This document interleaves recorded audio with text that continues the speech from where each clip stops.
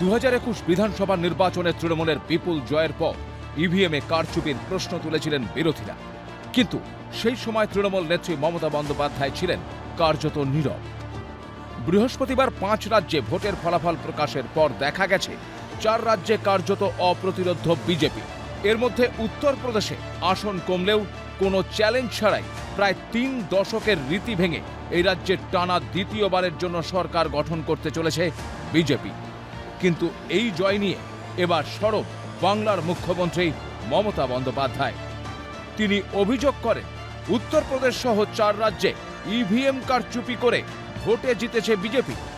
ইভিএমের forensic পরীক্ষারও দাবি করেছেন তিনি। मेरे को जो लगा कि इतना ईवीएम का खिलाफ में कंप्लेन हुआ and Banaras DOM is also suspended, so far I know, I have seen the paper. So if a DM is suspended because of his EVM machine को उठाने के लिए, तो EVM मशीन को छुपाने के लिए, तो ये तो बहुत बड़ा ग्रीवेंसेस है। इसको चैलेंज करना चाहिए कि हर इलेक्ट्रॉनिक मशीन को, जो हम कहते हैं कि फॉरेंसिक टेस्ट होना चाहिए, कि ये वही मशीन है जिसमें लोगों ने वोट दिया और वही मशीन है जो दोबारा लेके आया। তিনি আরো দাবি করেন, আগের তুলনায় অনেকটাই বেড়েছে অখিলেশ যাদবের আসন, কিন্তু ইভিএম লুট করে অখিলেশকে ওখানে জোর করে হারানো হয়েছে। आप कहा रहा है कि यूपी में बीजेपी जीता है, आप अगर इसको अच्छा से कैलकुलेशन करेंगे तो आप देख लो, अखिलेश जी का वोट था पहले 21%, अभी उसको 37% का आसपास वोट मिला। वो लोग जब गवर्नमेंट भी बनाया था अखिलेश, तब भी उसका वोट परसेंटेज था, सो फार I know 36% something. Akhilesh ji का आसन 78 बढ़ा और बीजेपी का लॉस हुआ 54 आसन सीट लॉस हुआ। हमको लगता है अखिलेश को हरा दिया गया है। ये बहुत सारे लूट चला है, लूट भी चला है। अखिलेश को डिप्रेस नहीं होना चाहिए, अपसेट नहीं होना चाहिए, जनता का पास जाना चाहिए। মুখ্যমন্ত্রীর এই বক্তব্যের পর আক্রমণ করতে ছাড়েননি বিরোধীরাও। উত্তরপ্রদেশ নিয়ে মুখ্যমন্ত্রীর ইভিএম কারচুপির দাবি কার্যত নীরবতায় পাল্টে যায় রাজ্যের বিধানসভা থেকে পুরসভার ক্ষেত্রে। প্রতিক্রিয়া গেরুয়া শিবির। আপনি যখন ছাপ্পা মেরে ভোটে জিতেন তখন ভোট হয়ে যায় না? 21 সালে বিধানসভার ইভিএম খুব ভালো ছিল, আর উত্তরপ্রদেশে ইভিএম নাকি গড়বড় হয়ে গেছে, ফরেনসিক করতে হবে।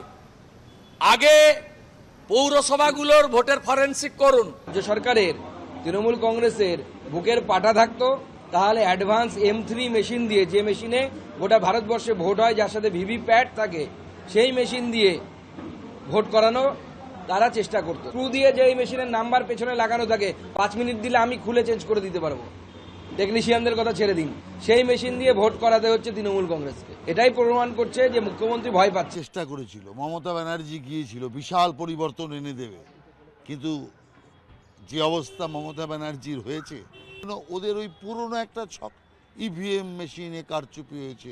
এখন বলবেটা কি? বলার তো কিছু ছিল না, কারণ ইভিএম মেশিনের গল্প সেই এক ভাঙা রেকর্ড।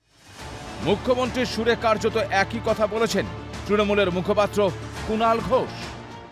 যাদব অর্থাৎ সমাজবাদী পার্টি, তারা খুবই চেষ্টা করেছেন, ভালো লড়াই দিয়েছেন, কিন্তু এই বিজেপি কেন্দ্রে থাকা সুযোগ নিয়ে সমস্ত রকম শক্তি দিয়ে বহু রকম কারচুপি সহ সর্বশক্তিতে চেষ্টা করেছে আর একবার ক্ষমতায় থেকে যাওয়া। তাতেও অনেক আসন টাসন কমছে।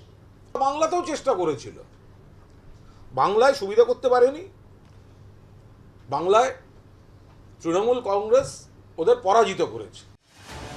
যদিও প্রদেশ কংগ্রেস সভাপতি অধীর রঞ্জন চৌধুরীর দাবি, অখিলেশ পরাজিত হয়েও ইভিএম কারচুপির দাবি করেননি, কিন্তু সর্বভারতীয় ক্ষেত্রে প্রাসঙ্গিকতা হারিয়ে যাওয়ার কারণেই সেই দাবি করছেন বাংলার মুখ্যমন্ত্রী। হারছে অখিলেশ বাবু, সে নিজে এখনো বলছে না ইভিএম খারাপ হয়ে গেছে। দিদির মাথা ব্যথা ইভিএম খারাপ হয়ে গেছে, কারণ জাতীয় ক্ষেত্রে দিদির প্রাসঙ্গিকতা থাকছে না। জাতীয় ক্ষেত্রে নিজেকে প্রাসঙ্গিক করে রাখার জন্য, ন্যাশনাল নিজেকে রেলিভেন্ট করে রাখার জন্য তিনি বিতর্ককে আশ্রয় করে নানা রকমের বাহানা তৈরি করে নিজের অস্তিত্বের প্রমাণ দিচ্ছেন। ইভিএম যদি জালিয়াতি হয়ে থাকে, সোজা সুপ্রিম কোর্ট আছে। আমাদেরকে যারা হেরেছে, দিদি যাদের জন্য কথা বলছে, তারা কিন্তু এখনো সেই অভিযোগ করেন। বিধানসভা থেকে পুরসভা ভোটের পর প্রত্যেকবারই ইভিএম এর গন্ডগোল থেকে কারচুপির দাবি করেন বিরোধীরা।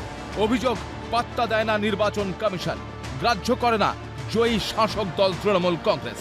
এবার উত্তরপ্রদেশ সহ 4 রাজ্যে বিজেপির জয়ের পর এখন কার্যত সেই পুরনো অভিযোগকেই অজুহাত বানাতে চাইছেন মুখ্যমন্ত্রী, এমনটাই দাবি বিরোধীদের। নির্বাচন কমিশন এই নিয়ে কোনো সিদ্ধান্ত নেয় কিনা এখন সেটাই দেখার। Bureau report, Calcutta television network.